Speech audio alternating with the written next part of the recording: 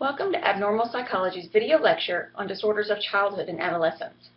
It wasn't until recently that mental health professionals began treating children as they should be treated in therapy.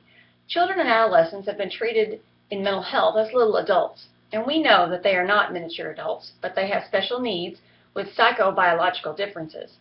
One thing that professionals have realized is that we need to view the child's behavior in the context of normal childhood development. We cannot consider a child's behavior abnormal without determining whether the behavior in question is appropriate for that child's age. For example, is throwing a tantrum maladaptive? Well, not when you're 3, but if you're 18 and throwing a screaming fit, then yeah, probably maladaptive. Another example, is it typical for a child to eat things that aren't food? Maybe if a toddler will put everything in their mouth, that's pretty normal. But if you're 15 and eating paint chips, then yeah, probably maladaptive. Other things we need to be aware of is that children don't have a realistic view of themselves in the world, and they don't have much self-understanding as we do, and they don't have a stable sense of identity, or what is expected of them, or how to find resources to help them solve their own problems. They may have more difficulty in coping with life than adults do, and this can make their problems seem totally disastrous. Their perspective is limited, and they don't have a lot of experience to compare it to. They are more dependent on others than adults are, and that makes them more vulnerable. Common disorders in childhood include attention deficit hyperactivity disorder, or ADHD, where the child shows impulsive, overactive behavior that interferes with his or her ability to accomplish a task.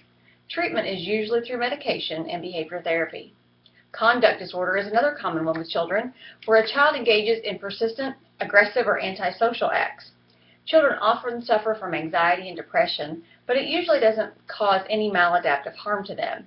But there are cases where extreme anxiety can lead to withdrawal or avoidance behavior. Kids can also experience maladaptive problems like enuresis, sleepwalking, or tics. We also begin to see intellectual disabilities in childhood and adolescence as well. Usually this is because we find that the child is failing in some academic task or skill, therefore resulting in a labeled learning disorder.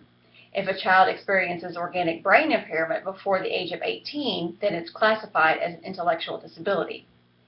When treating the child/adolescent, professionals must look at many things. They should explore a possible genetic predisposition, look at parental psychopathology, family disruption, or a stressful circumstance like parental death or desertion, or even child abuse.